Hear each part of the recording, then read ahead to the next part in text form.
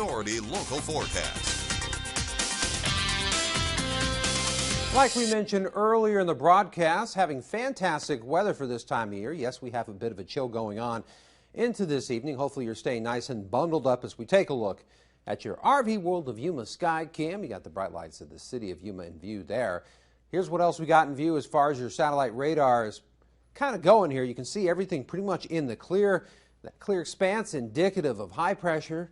And by the looks of this particular structure from this vantage point, you figured we'd be getting a little bit more pep in our temperature step. But, you know, I guess we're thankful that that's not the case. So you can see temperatures pretty much ranging from high end 40s to the low end 50s in the Imperial Valley. We go to the Arizona side of the desert Southwest, and you can see very similar temperature output as well, especially cool over in eastern Yuma County.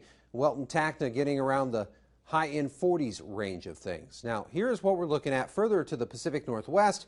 You see that deep moisture plume continuing to deliver as far as the rain and the upper level snow as well, even some ice features into that as well. You can see the Intermountain West is going to continue to get hammered as this system continues to roll on through into the northern tier of the breadbaskets. Now, as far as your futurecast goes, like what we've been talking about pretty much the whole week, high pressure is the name of the game. This ridge continues to stay anchored over in the East Pacific, and this thing isn't going to get any stronger than what it actually is now. So it will flatten, but we're still going to have that influence in the desert Southwest because, again, you have strong storms further to the north that are going to keep it in check. So we're not going to see much of any kind of change. If anything, a little bit lower on some days and a little bit higher on others. Now, as far as the wind is concerned, because of the tug of war that we're going to get between the two superpower systems, as you will, we're going to get at least a little bit of wind coverage as we get on into the coming days. Nothing dramatic, but we could potentially get wind speeds up to maybe 20 miles an hour at most. Now, your Metrocast, 46 degrees by 8 a.m. come Friday, and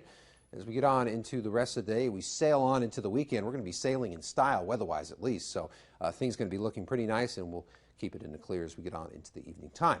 Your Air Quality Index presented by the Imperial County Air Pollution Control District, all good for the most part. We do have moderate air quality in some instances, but the Yuma area also in good standing.